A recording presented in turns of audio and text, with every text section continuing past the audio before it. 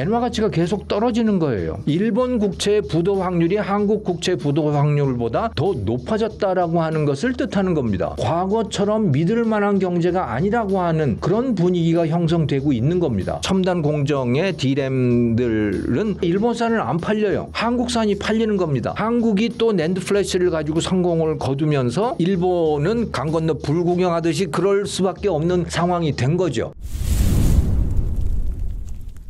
미국과 일본이 2011년 동일본 대지진 이후 15년 만에 엔화 매수 공동 개입을 실시했다고 공식 인정했습니다. 미국이 엔화 방어에 직접 나선 이유는 무엇인가요? 엔화 방어에 미국이 나선다는 거는 참 이게 드문 일인데요. 최근에 이제 그런 일이 벌어졌습니다. 굉장히 오래간만에 그런 일이 벌어졌는데 이거는 사실 일본 경제가 예전하고 분위기가 상당히 달라졌기 때문에 이런 일이 벌어진다고 저는 생각을 해요. 어떤 분위기가 달라졌냐면 일본은 마이너스 금리 정책을 펴던 나라예요. 그러니까 마이너스 금리라고 하는 건 무슨 얘기냐면 일본의 중앙은행, 우리나라 한국은행격이죠.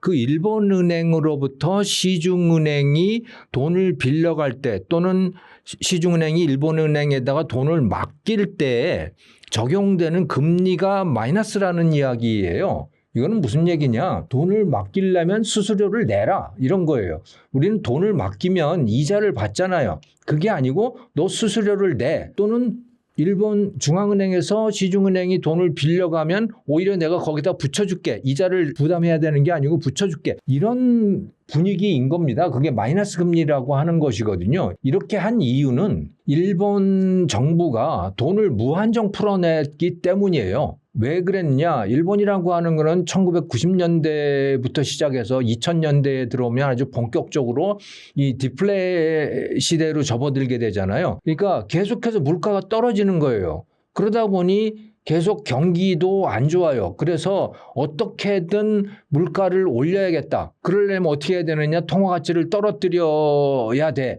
그러려면 돈을 마구 찍어내야 돼. 이런 정책을 폈던 겁니다. 근데 그럼에도 불구하고 디플레라고 하는 상황이 바뀌질 않았고요. 그리고 일본 엔화도 이 글로벌 금융시장에서 상당한 안전자산으로 계속 인정을 받았어요. 그래서 엔화 가치가 떨어지질 않았어요. 이건 참 특이한 일입니다. 사실 미스테리예요. 어떻게 돈을 마구 찍어내는데 그런데 그 나라 돈의 가치가 떨어지질 않을까라고 하는 건 이건 미스테리였었죠. 그럼에도 불구하고 어쨌든 일본 엔화의 가치는 상당히 안정되어 있었고 일본 국채라고 하는 것도 세계에서 가장 안전한 안전자산으로 인정이 됐고 그래서 글로벌 투자자들이 일본 엔화로 되어 있는 자산들을 안심하고 구입하고 보관하고 할 수 있었어요. 그런데 최근에 들어서 그런 분위기가 상당히 달라진 겁니다. 어떻게 달라졌느냐? 엔화 가치가 계속 떨어지는 거예요. 그래서 이 문제를 해결하기 위해서 일본 중앙은행, 일본은행이 이제 금리를 올리기 시작했잖아요. 그전에는 마이너스 금리였는데 그걸 제로 금리로 갔다가 0.5%로 갔다가 0.75%로 갔다가 이게 조금씩 올린 거예요. 이제는 플러스 금리가 됐습니다. 우리나라는 2.75%잖아요. 미국은 거의 5%가 돼 있고 그런데 일본은 지금도 0. 몇 %대 이렇게 되어 있어요. 그들 나름으로는 금리를 올리고 돈줄을 조인 겁니다, 이게. 그런데 엔화 가치는 계속 떨어지는 거예요. 달러에 대해서만 떨어지는 게 아니고 우리 한국 원화에 대해서도 그 엔화 가치가 떨어지는 거를 확인할 수가 있지 않습니까? 그러니까 이거는 뭔가가 굉장한 변화를 겪고 있는 겁니다, 지금 일본의 경제가. 어떤 변화냐? 과거처럼 믿을 만한 경제가 아니라고 하는 그런 분위기가 형성되고 있는 겁니다. 그러니까 한편으로 다카이치 내각의 입장에서는 이렇게 엔화 가치가 떨어지는 게 한편으로는 좋으면서 또 한편으로는 굉장히 불안한 거예요. 한편으로 좋은 건 뭐냐? 엔화 가치가 떨어지면 달러로 표시되는 일본 제품의 수출 가격이 낮아지게 되잖아요. 그러니까 수출을 하기가 좋아요. 그런 면에서 보면 다카이치 내각 또는 일본 기업들이 엔화 가치 떨어지는 거를 좋아합니다. 근데 또 다른 한편으로 보면 이건 굉장히 불안한 거예요. 왜? 잘못하면 일본 경제가 지금 고꾸라지고 있는 거 아니야? 일본 경제가 붕괴되는 거 아니야? 일본으로부터 자본이 자꾸 유출되고 그렇게 되는 거 아니야? 라고 하는 그런 걱정을 충분히 할 수 있는 거죠. 거기다가 엔화 가치가 떨어지니까 그 환율 때문에 외국에서 수입하는 물건들, 일본 내에 수입하는 물건들의 가격이 올라갈 수밖에 없어요. 그러니까 일본인들의 생활비가 높아지게 되잖아요.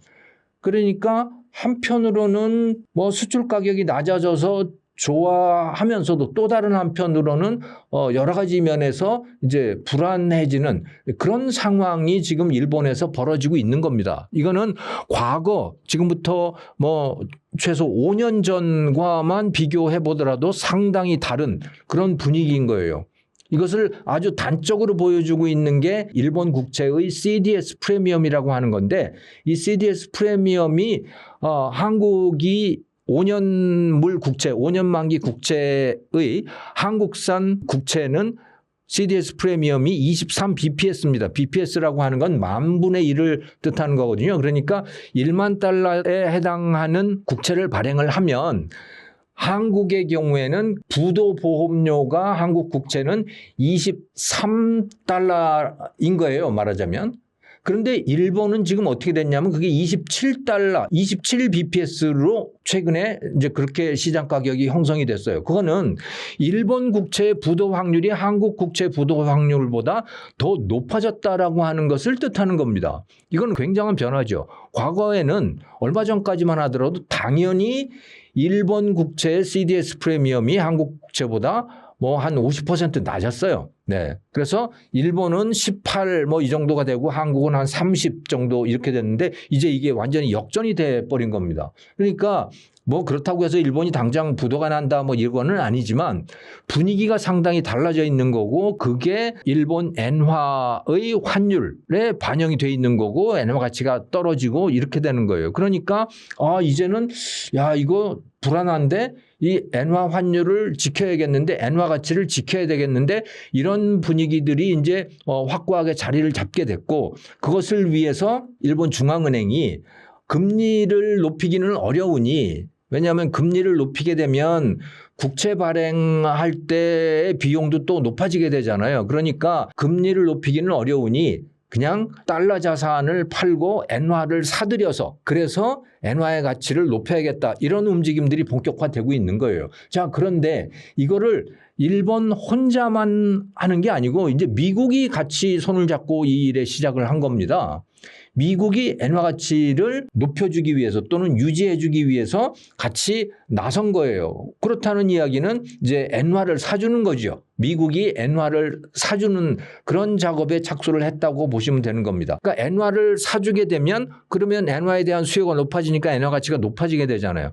그러니까 미국이 그걸 한 거예요. 일본도 그걸 하고 그래서 둘이 공동으로 이제 보조를 맞춰서 그 일에 나서게 된 겁니다. 그럼 미국은 왜 그러느냐? 가장 큰 이유는 사실은 일본을 보호하기 위해서 그렇다고 보시면 되는 거예요.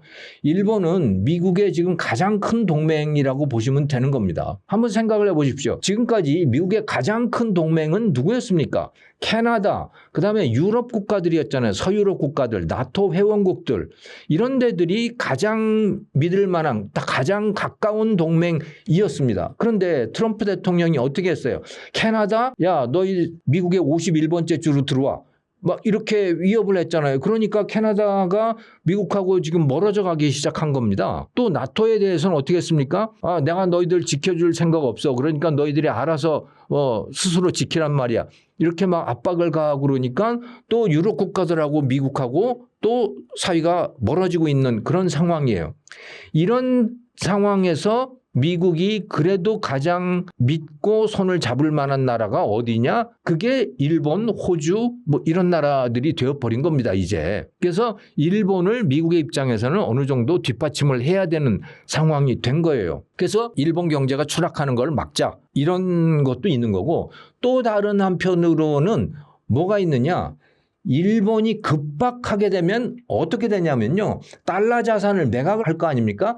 달러 자산을 매각하고 그러면서 그 돈을 가지고 엔화를 사들이는 거예요. 그게 엔화 가치를 높이는 방식 아니겠어요? 그러면 일본이 가진 달러 자산의 매각이라고 하는 거, 그 달러 자산이 뭐예요? 대부분이 그게 미국이 발행한 국채인 겁니다. 미국 정부가 발행한 국채를 일본 정부가 보유하고 있는 거예요. 그걸 가지고 자기네 나라, 그러니까 외국에다가 투자를 한 거죠. 말하자면 일본으로서는. 네. 그런데 일본이 본격적으로 엔화 가치를 방어를 하려고 본격적으로 나서게 되면 당연히 그들이 보유하고 있던 미국 국채를 시장에다가 매각을 하게 될 수밖에 없어요. 자, 미국 국채를 일본 정부가 글로벌 금융시장에서 매각을 하면 그 미국 국채 가격은 어떻게 되겠습니까? 그거는 떨어지겠죠? 미국 국채 가격이 떨어집니다. 국채 가격이 떨어진다는 이야기는 미국 정부가 국채를 새로 발행을 할 때 더 높은 금리를 부담해야 된다는 걸 뜻하는 거예요. 왜? 예를 들어 같은 1만 달러짜리 국채를 발행한다고 하더라도 액면 금액은 1만 달러인데 그게 시장에서 통용되는 가격은 떨어져 있는 상태잖아요. 그러면 실제로 투자자들이 그 1만 달러짜리를 얼마에 사들이게 되느냐? 그거 뭐 10%도 더 떨어져 있는 그런 값으로 사들이게 되는 거예요. 그러면 미국 정부의 입장에서는 많은 금리를 부담하면서 국채를 발행할 수밖에 없는 거고 그거는 부담이 큰 거죠. 그러니까 한편으로는 일본이라고 하는 몇 안 남은 동맹국의 경제를 지탱한다라고 하는 그런 측면도 있는 거고 또 다른 한편으로는 일본 정부가 보유하고 있는 미국 정부 발행 국채 그것을 시장에다가 투매하는 거 그것으로 인해서 생겨나는 미국 국채 가격의 하락과 또 미국 정부가 새로 국채를 발행할 때 부담해야 되는 그 금리의 상승 이런 문제들을 방지하기 위한 목적도 또한 가지고 있다. 이렇게 보시면 되는 거죠. 뭐 거기다가 플러스 또 마이너한 다른 측면을 본다면 일본 엔화가 약세가 돼서 일본 제품의 수출이 늘어나게 되면 그중에 상당 부분은 미국으로 갈 것이고 그러면 미국 제품의 수출이 쉽지가 않고 미국의 국채 수지가 악화가 되고 뭐 이렇게 되니까 그런 것들을 방지하기 위한 목적도 어느 정도는 있다고 봐야 될 겁니다. 그런데 가장 큰 목적 그 두 가지를 꼽자면 첫 번째는 일본이라고 하는 동맹국의 경제를 어느 정도는 지탱을 해줘야겠다라고 하는 그런 취지. 두 번째는 일본 정부가 미국 국채를 투매해서 생겨날 수 있는 그 부작용들 이런 것들을 방지하기 위한 목적이 크게 작용한다. 이렇게 이해할 수 있을 것 같습니다. 한때 세계 시장을 주도했던 일본 주요 제조업의 경쟁력 약화는 일시적 부진이 아닌 구조적 쇠퇴 국면에 들어섰다고 봐야 할까요? 이거는 그리고 일본인들 또 일본 기업의 특성하고 아주 밀접히 관련되어 있는 건데요. 반도체 산업만 놓고 보더라도요. 반도체는 1990년대 초반까지만 하더라도 일본이 세계 최강이었습니다.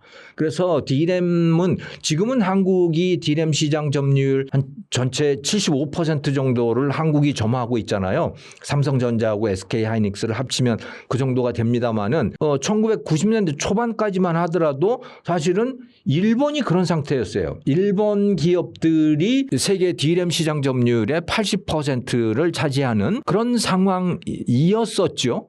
그런데 지금은 어떻게 됐느냐? 지금은 뭐 D램 일본의 존재는 거의 없죠. 거의 뭐 0% 수준? 특히 그 첨단 노드의 첨단 공정의 D램들은 일본이 거의 0% 수준까지 그렇게 떨어져 있는 상황이에요. 자, 그런데 여기서 우리가 주목해야 될 거는요. 일본이 완전히 망한 건 아니라는 거예요. 무슨 말씀이냐면 반도체를 만드는데 우리 한국은 그 웨이퍼에다가 실리콘 웨이퍼에다가 반도체 설계도를 올려놓고 그것을 그 빛을 비추어서 그것을 깎아내는 거 그걸 우리가 하고 있는 거 아닙니까? 그래서 그 웨이퍼에다가 반도체 칩 만드는 걸 하고 있어요. 그런데 그것을 하기 위해서 쓰이는 소재, 부품, 장비 이런 것들은요. 이거는 일본 제품이 압도적으로 많아요. 아직도. 물론 그 극자외선 장비라고 하는 거 최첨단 노드, 최첨단 미세 공정 그래서 뭐 7나노, 5나노, 3나노 이런 것들은 네덜란드의 ASML이라고 하는 그 기업이 제조하는 극자외선 장비를 쓰고 있지만 그 한 기업만 할 수 있습니다. 근데 다른 많은 장비들 DUV 장비라든가 또 실리콘 웨이퍼라든가 뭐 수많은 식각과 관련된 장비라든가 이런 것들은 일본이 압도적인 시장 점유율을 차지하고 있습니다. 자, 이게 무엇을 뜻하는 것인가라는 거예요. 왜 소부장은 일본이 잘하는데 왜 최종 제품은 일본이 못하고 한국한테 따라잡혔는가라고 하는 거, 이거를 아주 결정적으로 보여주는 역사적인 그 모멘텀이 1980년대 말 90년대 초 일본 D램이 붕괴하고 한국이 떠오르는 이 과정에서 나타났었거든요. 네. 그게 뭐냐면 바로 이 저가 PC의 공급에 대한 한국과 일본의 대응이 완전히 달라왔던 겁니다. 1980년대 초반에 애플의 스티브 잡스가 퍼스널 컴퓨터라고 하는 것을 발명을 해내잖아요. 그래서 책상 위에 조그만 컴퓨터가 올라앉게 되는 거죠. 그 이전의 컴퓨터는 뭐였느냐? 집채만한 컴퓨터였어요. 정말 제가 그 연세대 처음 들어갔을 때 1975년입니다만은 그때 연세대에 우리나라에서는 상당히 이른 시기였는데 컴퓨터가 있었어요. 그 컴퓨터는 그야말로 방 한가득 들어있는 컴퓨터였어요. 그 기능이 지금 우리가 쓰고 있는 스마트폰 만도 아마도 못했을 겁니다.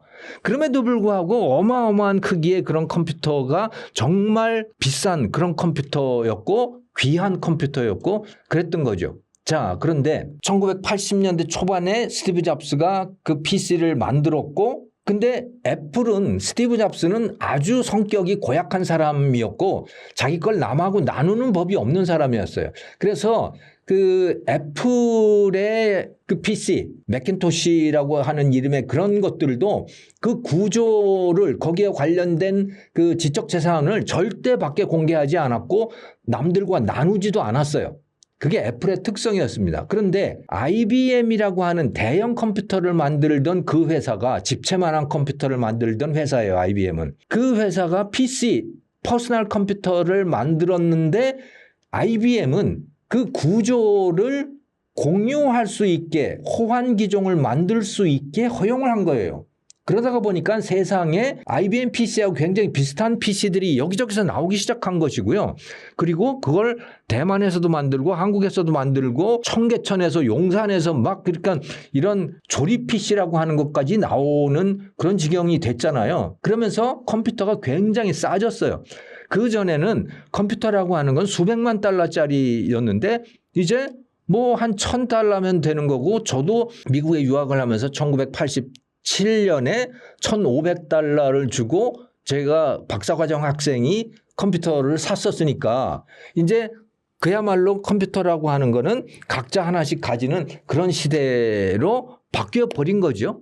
자, 그런데 일본이 제조하던 그 D램이라고 하는 거는 뭐였냐면 바로 메인프레임, 집채만한 컴퓨터들을 위한 D램들이었던 거예요. 그리고 그 집채만한 그 메인프레임 컴퓨터들은 한 번 사면 수십 년을 써야 되잖아요. 왜? 얼마나 비싼 겁니까? 그러니까 두고두고 써야 되는 거죠.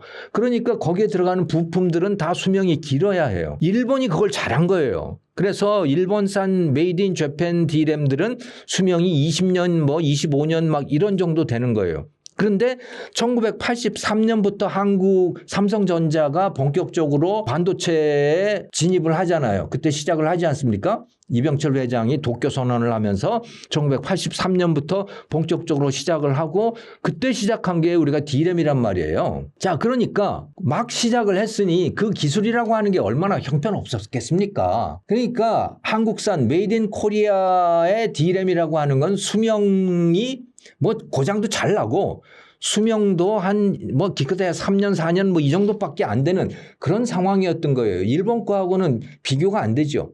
그 대신에 싸게 팔 수밖에 없잖아요. 네, 그게 바로 한국산 D램이었던 겁니다. 자, 그런데 PC 시장이 어떻게 됐다고요? 그러니까 반도체가 제일 많이 들어가는 게 다 컴퓨터들이었던 겁니다. 근데 컴퓨터 시장이 메인프레임 위주였다가 급작스럽게 PC 위주로 급격하게 바뀌어가는 거예요. 사람들이 이제 집집마다 사람마다 조그만 싸구려 컴퓨터들을 들여놓게 된 거예요. 자, 거기에 들어가는 반도체들은 값이 어때야겠습니까? 그건 싸야 되잖아요. 싸고 그다음에 PC라고 하는 거는 빨리 교체가 되잖아요. 그 수명은 어때야 돼요?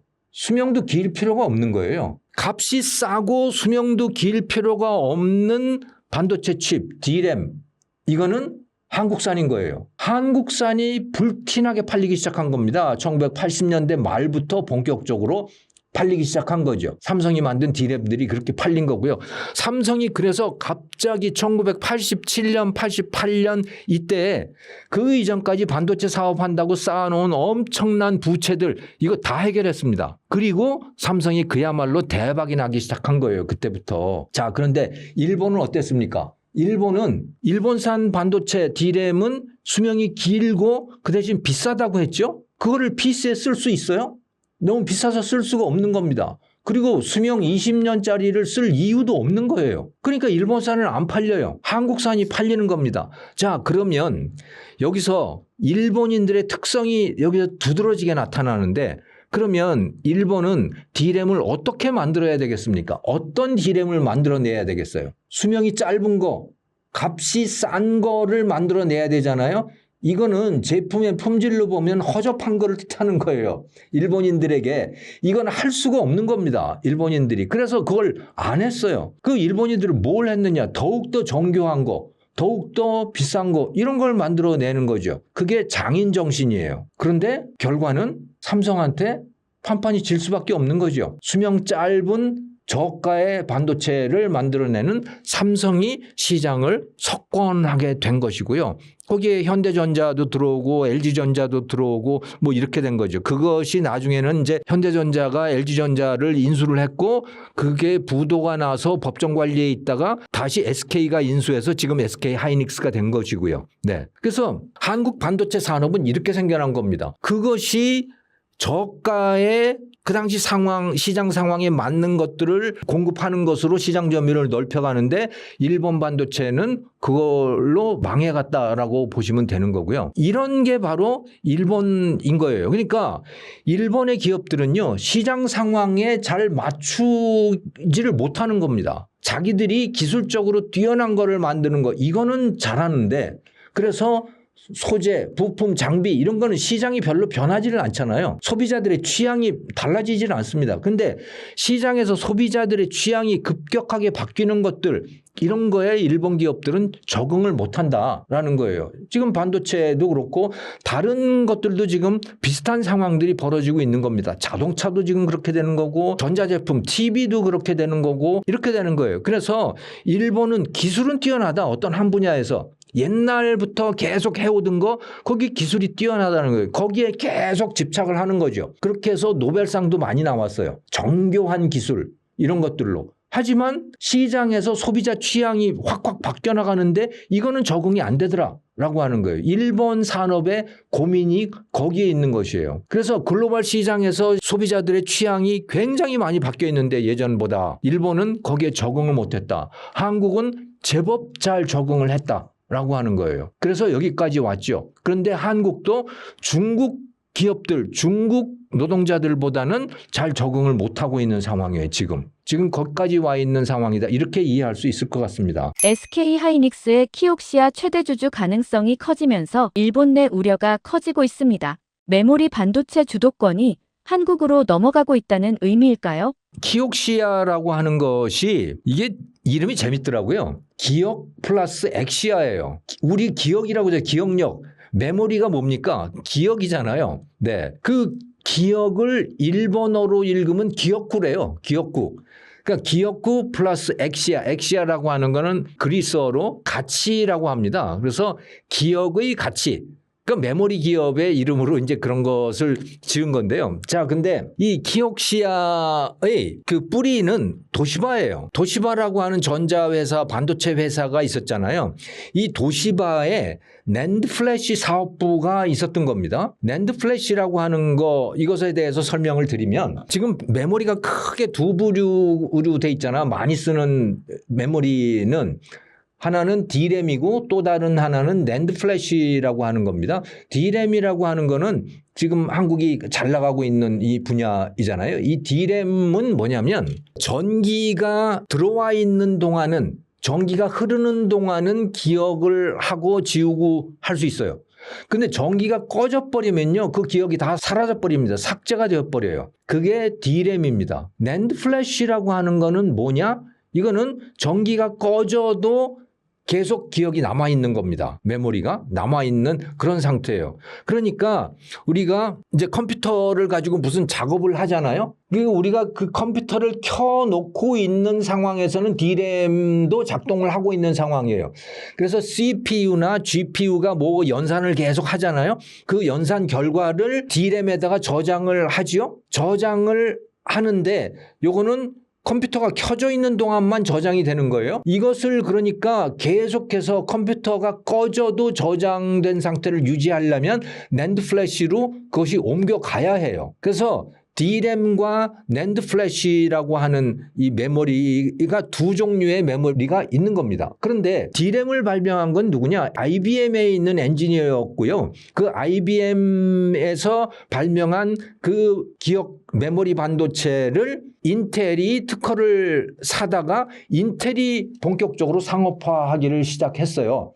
그러니까 인텔이 원래는 메모리 업체였습니다. 지금은 CPU 업체이지만 메모리 업체였어요. 나중에 일본 기업들이 그 지적재산권을 갖다가 이제 D램의 세계 최강국이 됐고 그거를 한국이 넘겨받고 이제 이런 과정이었거든요. 그런데 낸드 플래시라고 하는 거는 일본에서 발명이 됐습니다. 낸드 플래시 이전에 그러면 전기가 꺼져도 컴퓨터를 꺼도 남아있는 기억은 어디에다 저장을 했느냐? 낸드 플래시가 나오기 이전에 여러분 다 기억하실 거예요. 하드디스크라고 하는 거 있었잖아요. 컴퓨터에 다 하드디스크 있었죠. 네, 그 하드디스크에다가 저장을 했던 겁니다. 하드디스크는 이제 그 자석으로 만들어진 그런 기억 장치입니다만은 근데 이게 너무 느리잖아요. 드륵드륵거리고 시끄럽기도 하고, 예. 그리고 거기서 오류가 발생하는 경우들도 많이 있고 기계식이기 때문에 이 문제를 해결을 하려고 이국리 저국리를 하다가 도시바에서 그거를 반도체로 만들어내는데 성공을 한 거예요. 그게 낸드 플래시 메모리라고 하는 겁니다. 그래서 낸드 플래시는 도시바가 발명을 했다.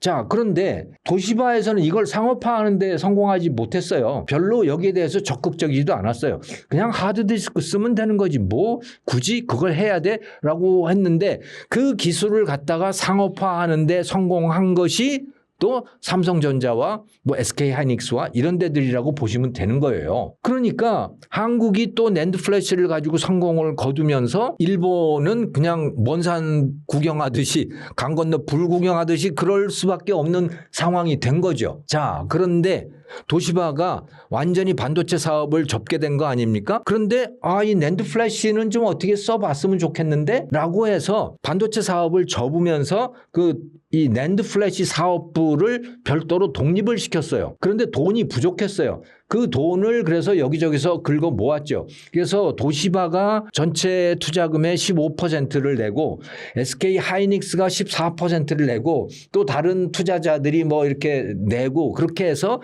이 키옥시아라고 하는 것이 만들어진 거예요. 그러면 키옥시아는 낸드 플래시를 가지고 과연 성공을 거둘 수 있을까? 그렇게 저는 쉽지 않을 거라고 봅니다. 뭐 최근에는 키옥시아의 주가도 굉장히 많이 오르고 그렇게 됐습니다. 그래서 이 키옥시아에다가 투자를 한 SK 하이닉스도 돈을 굉장히 많이 벌었죠. 키옥시아의 주식을 통해서. 사실은 주식이라기보다는 전환사채의 형태로 투자를 한 건데요. 어쨌든 그것의 가치도 굉장히 많이 올랐어요. 자, 그런데 이게 한국의 삼성전자나 SK하이닉스를 넘어설 수 있을까? 저는 어렵다고 봅니다. 왜냐하면 일본에는 이제 반도체 인력을 구하기가 매우 어려워진 거예요. 예전부터 일하던 그 사람들, 반도체 엔지니어들은 이미 다 은퇴를 했죠. 이미 다 은퇴를 한 상태고 그리고 젊은 사람들은 대학에서 반도체 전공한 사람들을 찾아보기가 매우 어려워요. 왜? 반도체 전공해봐야 어디 가서 취직하기도 어려운 그런 상태가 돼버렸잖아요. 한국으로 다 그 산업이 와버렸기 때문에. 그래서 사람을 구하기가 어려운 상태. 가 되어 있는 것이다. 그럼에도 불구하고 지금 키옥시아의 주가가 저렇게 오르고 한 이유는 뭐냐? 키옥시아가 만들고 있는 것은 좀 몇 세대 떨어져 있는 소위 레가시 반도체들입니다. 한국의 D램이나 이런 것들이 한 10나노 수준의 그런 것들을 만들고 있다면 저쪽엔 40나노 뭐 이런 것들을 만들고 있어요. 그럼에도 불구하고 주가가 오른 이유는 뭐냐? 이제 이 D램 만드는 SK 하이닉스와 삼성전자가 그동안 D램을 만들어 오던 생산 캐파시티가 있을 거 아닙니까? 그 생산 캐파시티의 상당히 큰 부분을 HBM 쪽으로 배정을 할 수밖에 없었잖아요. 예. 왜냐하면 그게 돈이 많이 남으니까. 엔비디아가 그거를 많이 사가니까. 그러다가 보니까 전통적인 D램에 배정되는 생산 능력이 확 줄어들어 버린 거고요. 그러니까 첨단 공정의 D램이 줄어들다가 보니까 과거의 구형 공정들로 만들어내는 D램들, 그런 D램에 대한 수요도 같이 커져버린 거예요. 그래서 키옥시아라든가 또는 뭐 중국의 CXMT라든가 이런 데까지도 주가가 오르고 또는 뭐 가치가 오르고 이렇게 되는 이런 상황이 벌어진 거죠. 하지만 일본 반도체 기업이 삼성전자나 SK 하이닉스처럼 첨단으로 같이 경쟁을 하기는 매우 어려운 상황이다. 저는 이렇게 파악을 하고 있습니다. 구마모토 지진으로 반도체와 자동차 공장이 연쇄 중단됐습니다. 규슈의 산업시설을 집중한 산업 전략의 리스크가 드러난 것일까요? 이거는 이미 예견된 상태라고 봅니다. 왜냐하면 쿠마모토 이쪽 지역에 지진이 많다라고 하는 것은 이미 다 예측을 했었고, 예, 대부분 사람들이 다 알고 있는 거고, 그리고 그 멀지 않은데 이 지진대, 지각판이 서로 지금 충돌을 일으키고 있는 그 지점이라고 하는 것도 다 알려져 있는 사실이거든요. 그럼에도 불구하고 TSMC가 그 쿠마모토 지역에다가 공장을 짓기로 결정을 내린 거는 그거는 지진의 위험성을 뛰어넘는 다른 이점들이 있었기 때문에 그랬던 거라고 보시면 돼요. 그 이점이라고 하는 거 가장 큰 거는 뭐였느냐? 그는 그쪽 지역의 규슈라든가 이쪽 쿠마모토 이 지방 정부들이 TSMC를 공장을 유치하는데 굉장히 적극적이었어요. 그래서 우리 동네로 오면 여기에 인허가를 아주 빨리 내주겠습니다. 쉽게 내주고 보조금도 드리고 이렇게 하겠습니다. 그래서 실제로 공장 만드는데 2년 안에 다 끝났던 거고요. 그리고 공장 가동도 굉장히 빨리 할 수 있었어요. 이거는 굉장한 이점인 거죠. 만약에 일본의 뭐 혼슈라든가 또는 중부지방이라든가 이런 데다가 했으면 아마 상당히 오래 걸렸을 가능성이 높다. 그래서 이쪽 지방이 그런 이점이 있었던 것이고, 또 이 쿠마모토 지역에 기존에 일본의 그 반도체 소부장이 매우 강력하잖아요. 소재, 부품, 장비 이게 매우 강력한데 이쪽 지방에 그런 기업들이 많이 있는 겁니다. 그래서 도쿄 일렉트론이라든가 또 르네사스라든가 이런 기업들, 그러니까 반도체 노광 장비라든가 또는 식각 장비라든가 이런 걸 하는 기업들이 이 쿠마모토 지역에 많이 있고, 또 소니가 그 이미지 센서를 많이 구매를 하거든요. 소니가 카메라가 굉장히 유명하잖아요. 이 이미지 센서를 많이 찾는 큰 수요자인데, 그러니까 TSMC가 만약에 일본에 간다면 큰 고객 중에 하나가 바로 소니이고 그 공장이 그 근처에 있는 거예요. 그래서 여러 가지를 따져봤을 때, 그러니까 공급자들이라든가 공급 서플라이 체인이라든가 또는 수요자라든가 이런 걸 봤을 때 그쪽 지역이 괜찮다라고 하는 거였고, 또 다른 하나가 있어요. 이게 이제 그 자연 조건과 관련돼 있는 건데, 한편으로는 이 지역이 지진의 위험성이 높지만 또 다른 한편으로는 풍부한 지하수 자원이 있습니다. 지금 TSMC가 대만에서 물 부족 때문에 상당히 고생을 하고 있거든요. 그러니까 반도체 공장은 전기를 많이 쓰기 때문에 열이 많이 생겨납니다. 열을 식혀줘야 돼요. 그러려면 냉각수를 많이 필요로 합니다. 또 반도체 식각 공정을 하면서 그것을 씻어내기 위해서 또 이 많은 물이 필요해요. 그런데 대만에서 물 부족으로 상당히 고생을 해 왔었죠. 근데 쿠마모토 또 이 규슈 이쪽 지방에는 지하수가 풍부하기 때문에 그 문제를 걱정하지 않아도 된다라고 하는 이점이 또 있었다. 그래서 이쪽에 지진 위험이 높음에도 불구하고 여기에 입지를 결정을 했다. 그리고 공장을 지을 때 내진 설계를 아주 철저히 했던 거죠. 그래서 이번에도 이 지진의 피해가 굉장히 큽니다만은 다른 건물이라 이런 것들에는 TSMC 쿠마모토 공장에는 피해가 그렇게 많지 않았다고 해요. 내진 설계를 워낙 튼튼하게 했기 때문에 물론 미세한 진동들이 있어서 그 진동 때문에 반도체 장비들의 이 수치 제어라든가 이런 것에 조금 뭐 문제가 생길 그런 가능성도 있어서 계속해서 테스트를 거치고 있다고 합니다만은 지금 뭐 얼마 지나지 않아서 다 재가동에 들어갔다고 하죠. 그래서 이거는 제가 생각하기에는 계산된 위험이었고 공장을 설계할 때 이런 위험들이 반영이 되었다라고 저는 생각을 하고 있습니다. 인도네시아 증시가 올해 들어 약 32% 급락했습니다. 경제 성장률은 5% 안팎을 유지하고 있는데도 금융시장이 크게 흔들리는 이유는 무엇인가요? 인도네시아 주가가 추락을 하고 루피화의 가치가 또 추락을 하는 결정적인 이유, 그것은 자금이 인도네시아를 빠져나가고 있기 때문에 그럽니다. 외국인 투자자들이 자금을 빼서 밖으로 빠져나갑니다. 그러면 자금을 뺀다는 얘기는 무슨 얘기예요?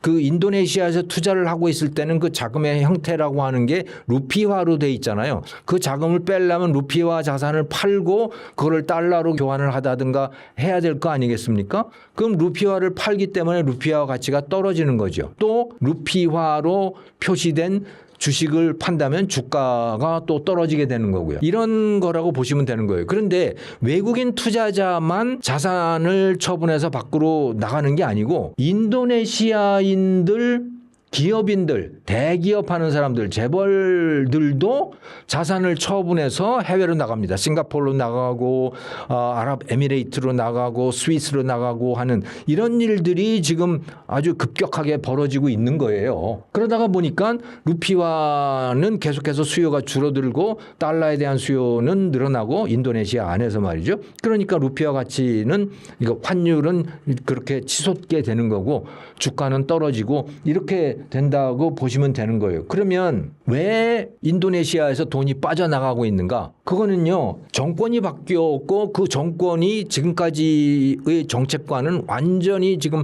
다른 방향으로 가고 있기 때문이라고 보시면 됩니다. 자, 무슨 말이냐? 지금 인도네시아에서 파퓰리즘, 전형적인 인기 영합주의 정책들이 지금 펼쳐지기 시작했어요. 2024년에 새로 대통령이 된 프라보wo 대통령이라고 하는 사람이 그것을 주도하고 있는데요. 이 사람이 앞으로 25년 안에 인도네시아를 세계 4대 경제 대국으로 만들겠다라고 선언을 했어요. 4대 경제 대국? 지금은 그러면 몇 대 대국이냐? 16등인가 그래요. 인도네시아가. 그러면 4대 경제 대국이라고 하는 건 누구를 말하는 것이냐? 그건 재밌어요. 우리가 생각하는 뭐 미국 이 1등이고 그런 게 아니에요. 경제 규모로 봤을 때 이 사람이 그 얘기를 하는 거예요. 그러면 2025년에 4등까지는 누구냐? 그게 1등이 인도고요. 2등이 중국, 3등이 미국, 4등이 인도네시아 이렇게 되겠다라고 하는 거예요. 근데 이 네 나라의 특성을 한번 보십시오. 어떤 나라들인가요? 네, 다 인구가 많은 나라예요. 인도 15억인가 그렇죠. 중국 14억이죠. 미국은 3억이죠. 인도네시아 지금 2억 9천이에요. 그러니까 뭐 한 25년 지나면 3억 넘어가겠죠. 이런 나라들이에요. 네. 그러니까 이 덩치가 굉장히 큰 나라들, 인구가 많은 나라들인데 그럼에도 불구하고 지금 인도네시아의 경제 규모, 총 경제 규모로 하면 뭐 한 15위, 16위 이 정도 되거든요. 대한민국은 어떻습니까? 인구가 5천만임에도 불구하고 10등, 어떤 때는 9등, 좀 떨어지면 12등 뭐 이렇게 되잖아요. 네. 그런 기준으로 봤을 때 인도네시아를 세계 4위로 만들어 놓겠다. 그렇게 경제를 발전시키겠다라고 하는 이런 비전을 제시를 했어요. 그리고 구체적으로 하고 있는 정책은 근데 그거하고 상당히 달라요. 구체적으로 하는 정책은 뭐냐? 예. 전 국민에게 뭐 돈을 얼마씩 주겠다. 또 학생들에게 무상급식 해주겠다. 이거예요. 그리고 인도네시아 전역을 이 작은 협동조합 단위로 엮어서 인도네시아 전역을 협동조합의 연합체로 만들겠다라고 하는 겁니다. 또 다른 한편으로는 그럼 돈이 필요하잖아요. 그 돈을 어떻게 구하느냐? 그걸 하기 위해서 야 돈을 좀 써야지. 그래서 정부 재정을 확대하는 겁니다. 재정 적자가 늘어나는 거예요. 예, 돈을 마구 풀어내고 있어요. 그거에 대해서 중앙은행장이 반대를 하니까 여 나가 이런 그 압력 분위기를 만들어서 중앙은행장이 사퇴를 하고 새로운 자기 말 잘 듣는 사람으로 교체를 한 거죠. 또 한편으로 지금까지 인도네시아의 경제의 상당 부분 힘을 쓰고 있는 게 이제 재벌 기업들입니다. 특히 인도네시아라고 하는 데는 자원이 많기 때문에 그 자원을 장악하고 있는 그 대기업들이 있는 거거든요. 그 대기업들 야 지금까지 너 잘해 먹었잖아. 그러니까 이제 돈 좀 내놔 해서 그들이 갖고 있는 토지를 강제로 뺐다시피 하는 경우도 있는 거고 그 국부 펀드라고 하는 걸 만들어서 그 재벌들한테 압력을 가해서 야 여기다 출자해 막 이런 식으로 하기도 하고 그러니까 굉장히 강압적인 분위기로 이렇게 가고 있어요. 프라보라고 하는 사람이 군인 출신입니다. 그러다가 보니까 이제 이런 분위기가 더욱더 심하게 형성되고 있는 것 같은데 자 이러다가 보니까 투자를 하는 사람, 경제를 하는 사람들의 입장에서 보면 이거 굉장히 불안한 거예요. 아니 이렇게 가도 되는 거야? 지난 한 20년 동안 인도네시아가 꽤 잘 왔거든요. 어떤 과정을 거쳤냐면 1997년에 인도네시아도 금융위기를 겪잖아요. 거의 국가부도 상태에 빠지거든요. 우리나라도 그랬었죠. 근데 한국이 1997년 12월부터 본격적으로 IMF 금융위기를 맞이하는데 인도네시아는 그거보다 몇 달 앞서 있었어요. 그래서 거기도 똑같이 금융위기를 맞이합니다. 우리가 금융위기를 맞이했을 때 IMF가 돈을 빌려주잖아요. 그러면서 우리한테 요구한 게 뭐였습니까? 경제 구조 개혁을 요구했었죠. 시장화를 요구했었잖아요. 그러면서 그걸 기반으로 해서 또 중국이라고 하는 그 변수가 거기에 얹혀지고 그러면서 한국이 급속도로 경제 성장, 그러니까 $10,000에서 $30,000로 거의 한 10년 만에 그렇게 엄청난 속도로 성장을 하잖아요. 인도네시아도 마찬가지로 그 금융위기 이후에 꽤 빠른 속도의 성장을 했습니다. 거기에는 이제 IMF의 구조조정 조건이라고 하는 게 있었고 시장화라고 하는 게 상당한 압력으로 작용을 했거든요. 그래서 인도네시아도 상당히 시장 경제적으로 작동을 하고 있었던 거예요. 그걸 기반으로 해서 경제가 꽤 많이 성장을 했었고 자 그런데 이제 프라보라고 하는 새 대통령이 이제 그걸 뒤바꾸고 있는 겁니다.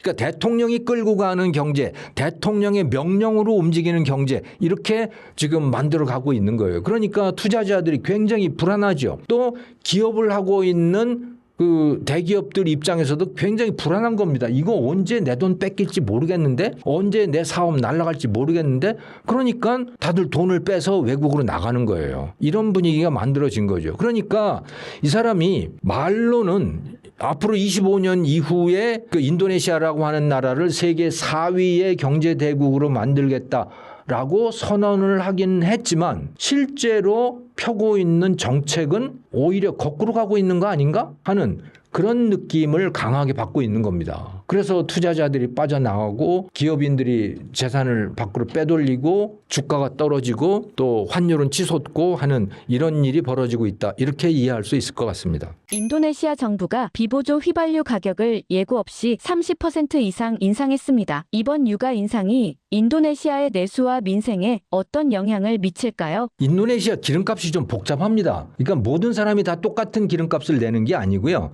크게 두 가지의 기름값이 있어요. 그러니까 인도네시아는 이 휘발유의 경우에 두 가지 이름이 있더라고요. 하나는 페르탈 라이트라고 하는 게 있고 또 페르탈 맥스라고 하는 기름이 있어요. 근데 페르탈 라이트라고 하는 거는 1만 루피아이고 이게 그러니까 뭐 리터당 한 한 60센트 그 정도 된다고 하죠. 그러니까 한 1,000원 뭐 요 정도 수준인 거고, 이 페탈라이트라고 하는 거는 보조금이 지급되는 거예요. 그래서 이 소형차, 그러니까 자동차의 배기량으로 따지면은 1400cc 이하의 작은 차를 타는 사람들, 거기에는 이 페탈라이트라고 하는, 그러니까 리터당 1만 루피아짜리 가솔린이 적용이 되는 겁니다. 거기는 그러니까 작은 차는 요걸 넣을 수가 있는 거예요. 그런데 그것을 넘는 거 1400cc를 넘어가는 자동차를 소유한 사람의 경우에는 페타맥스라고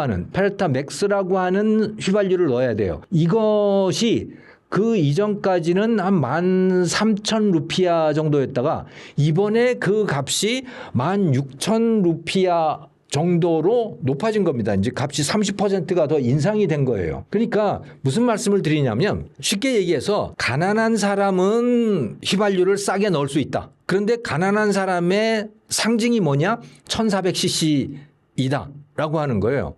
1400cc를 넘어가는 자동차를 타는 사람은 그거는 16,000루피아를 내야 된다. 이렇게 요번에 이제 바뀐 거예요. 그 전까지는 한 13,000 정도였다가 이게 16,000 정도로 높아졌고, 그래서 한 60% 정도 더 높은 가격을 내고 휘발유를 구입해야 된답니다. 지금 그렇게 바뀐 거예요. 자, 그런데 원래 의도하는 바는 가난한 사람은 그냥 10,000루피아를 내. 근데 부자들은 16,000루피아를 내라고 하는 이런 식의 이제 부자와 가난한 자를 이렇게 갈라놓은 거예요. 갈라놨는데 결과는 어떻게 됐느냐? 이제 진짜 부자들은요, 세컨카를 두는 게 유행이 되고 있대요. 그래서 원래는 예를 들어 2000cc짜리를 타고 있었다면 이제 이렇게 유가제도가 바뀌면서 1300cc짜리 이런 거를 새로 구입을 한대요. 그러면 그것에 대해서는 1만 루피아짜리 휘발유를 넣을 수가 있잖아요. 그러니까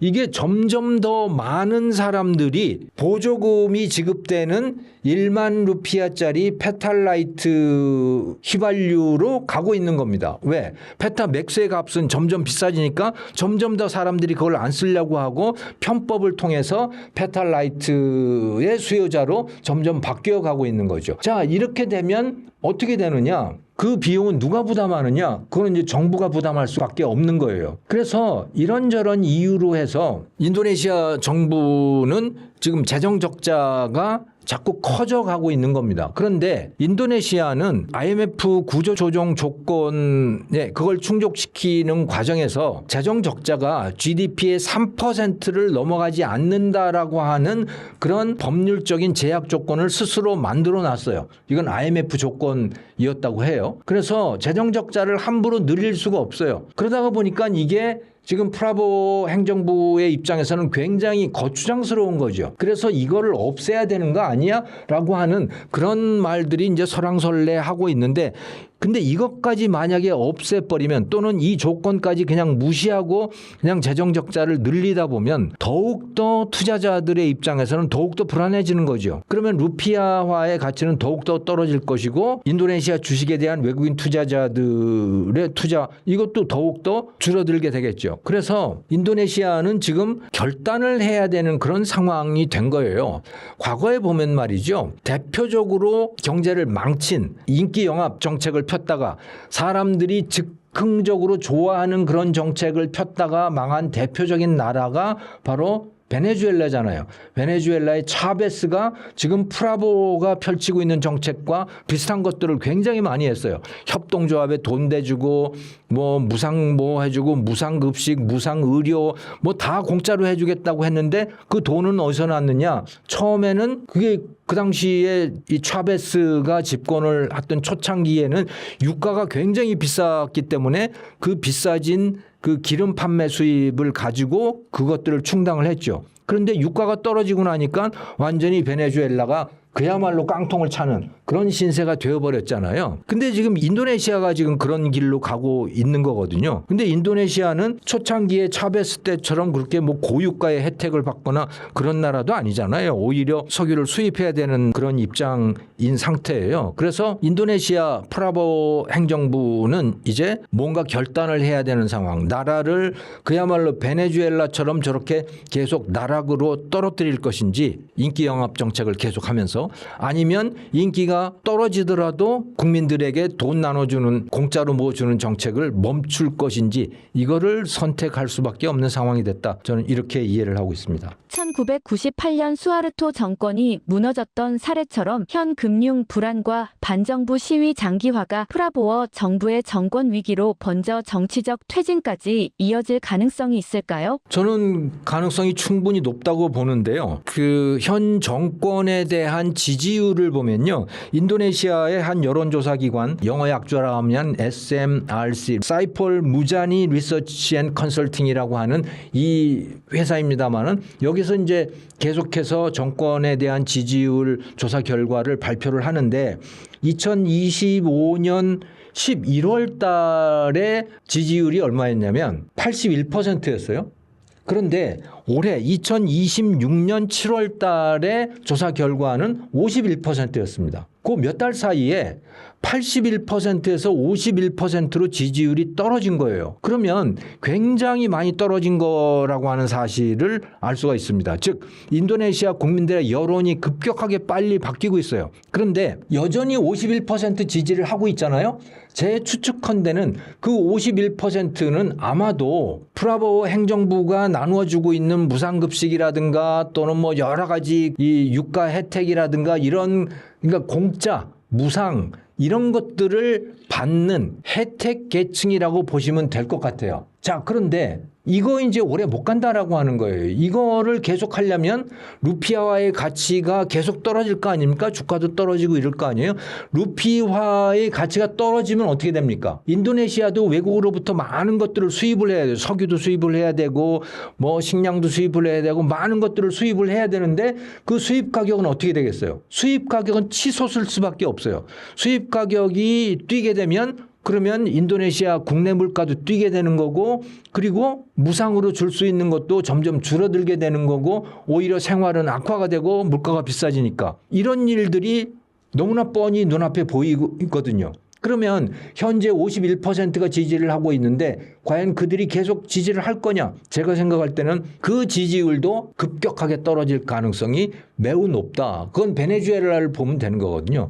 베네수엘라도 보면요. 처음에 차베스 지지율 어마어마하게 높았어요. 그러다가 이제 그 고유가 혜택들 다 떨어지고 그러니까 지지율이 곤두박질을 치죠. 마두로 정권에 들어와서는 그야말로 한 지지율이라고 하는 게 실질적으로 한 20% 정도 그 정도밖에 안 되잖아요. 그럼에도 불구하고 마두로는 어떻게 정권을 유지했느냐? 그냥 독재로 유지를 한 겁니다. 선거 조작으로 유지를 했던 것이죠. 저는 인도네시아도 지금 그런 길로 접어들었다고 보고요.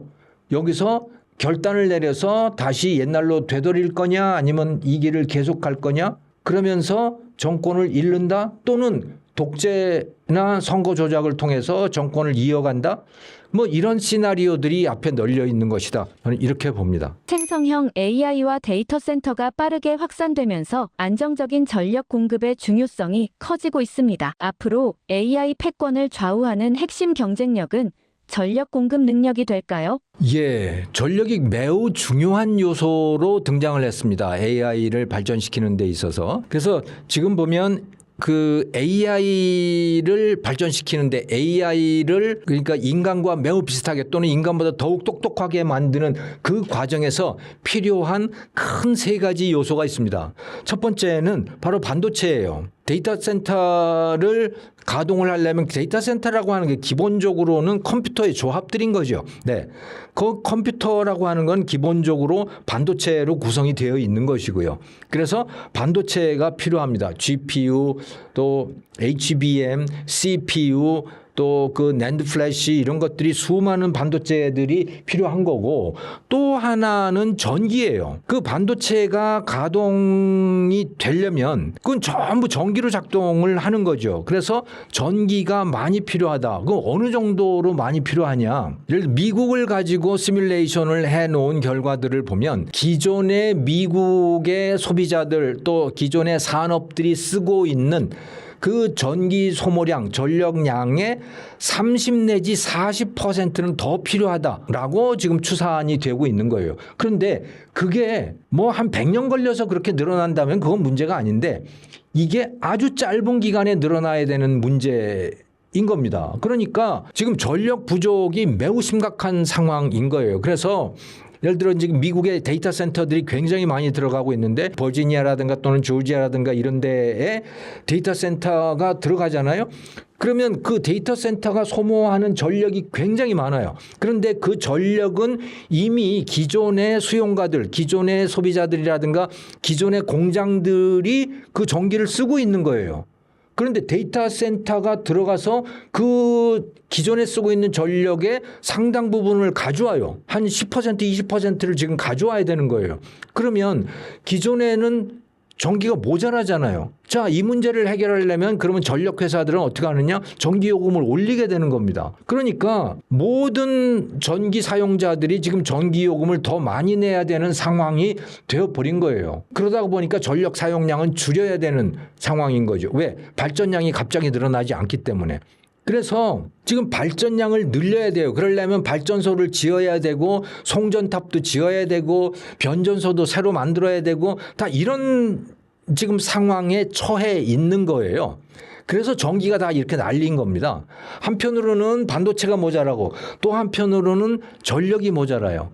그런데 눈에 잘 안 보이는 요소가 또 하나 있어요. 그게 뭐냐? 가장 중요한 요소입니다. 바로 인재예요.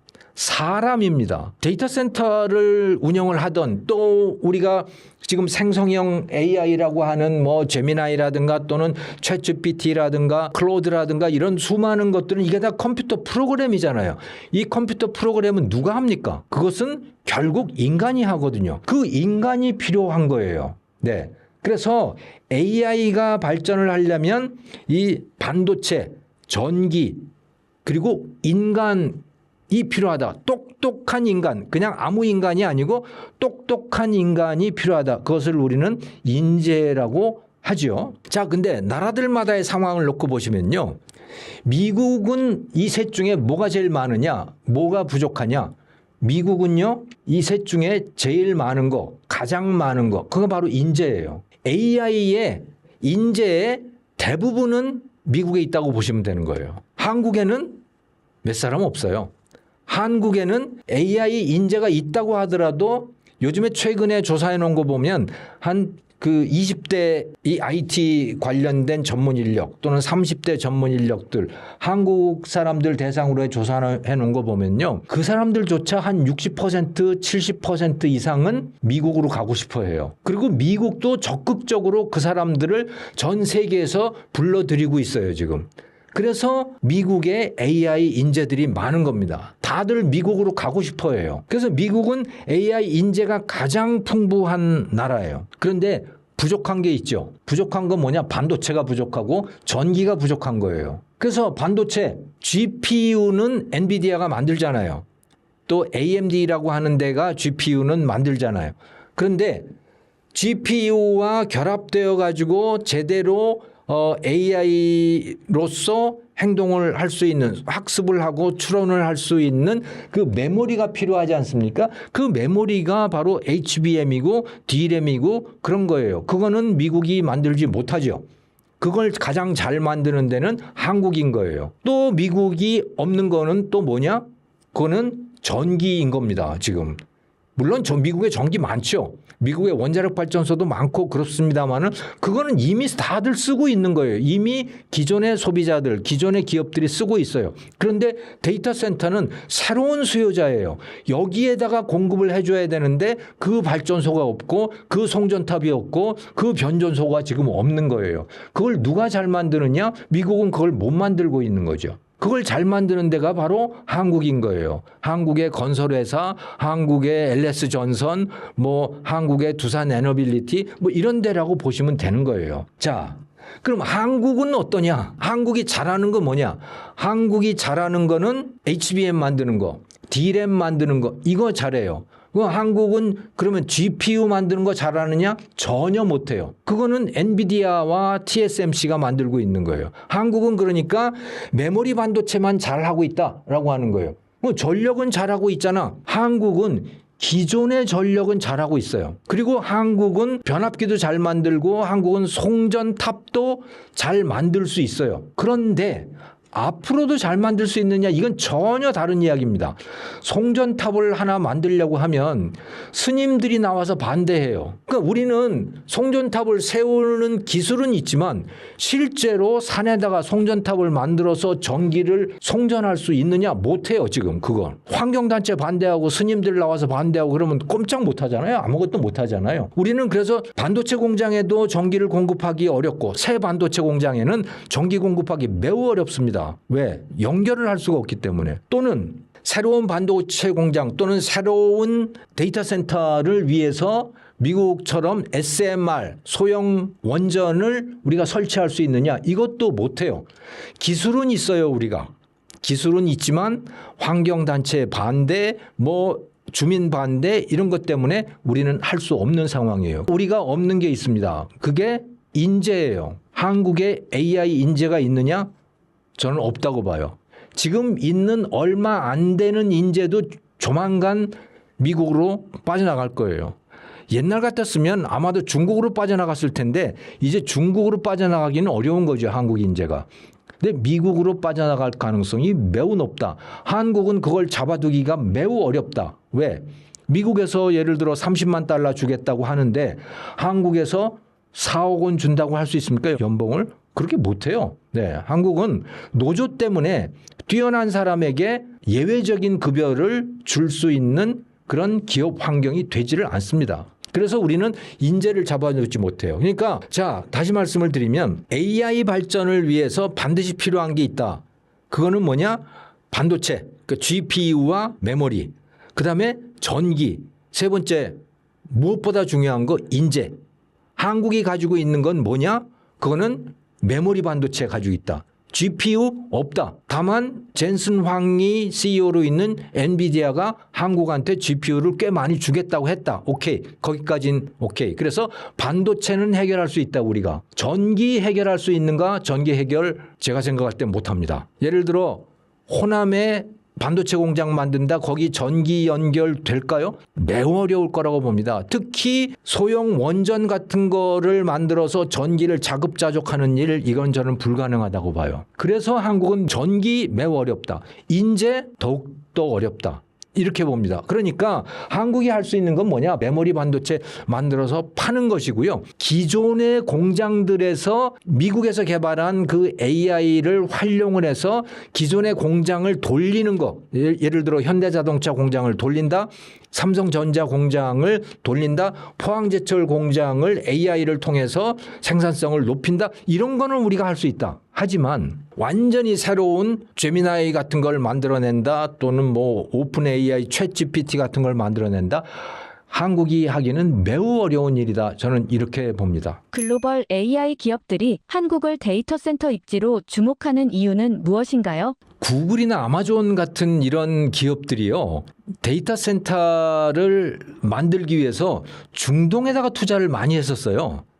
사우디아라비아라든가 UAE라든가 이런 데다가 이제 투자를 실제로 하기도 했고 투자 적격지로 거기를 보기도 했고 그랬던 이유가 뭐였냐면 미국 내에는 데이터 센터를 만들기가 매우 어렵거든요. 왜? 주민 반대가 거기도 심한 거예요. 왜냐? 자기 동네에 데이터 센터가 들어오면 일단 전기 요금이 올라간다는 거죠. 그래서 미국 정부가 데이터 센터들에게 또는 AI 투자하는 기업들에게 계속 압력을 가하고 있는 게 야, 전기는 네가 자급자족해. 너 옆에다가 소형 원전 SMR 같은 거 하나 갖다 놓고 네가 거기서 그 전기를 가지고 그 전기만 써라고 압박을 가하고 있지만 당장 그게 되는 건 아니거든요. 그러니까 데이터 센터가 들어오면 기존의 발전소에서 발전한 전기를 갖다가 쓸 수밖에 없는 거고 그러다가 보니까 수요가 높아져서 발전 원가가 높아지잖아요. 그러니까 기존의 수용가들, 기존의 전기를 쓰던 사람이 더 높은 요금을 낼 수밖에 없는 상황이 되는 거고 그러니까 그들이 화가 나는 거고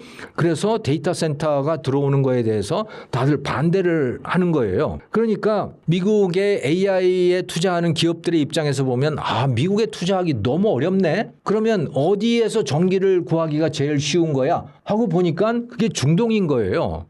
사막에다가 투자를 하면 뭐가 좋으냐? 일단 태양 전지, 태양 발전을 하기가 상당히 좋은 거죠. 왜? 사막이라고 하는 건 구름이 끼지를 않잖아요. 이 재생에너지가 제일 큰 문제가 뭐냐면 이 간헐성이라고 하는 게 제일 큰 문제입니다. 태양광 발전 같으면 구름이 끼면 발전이 안 된다. 밤엔 발전이 안 된다.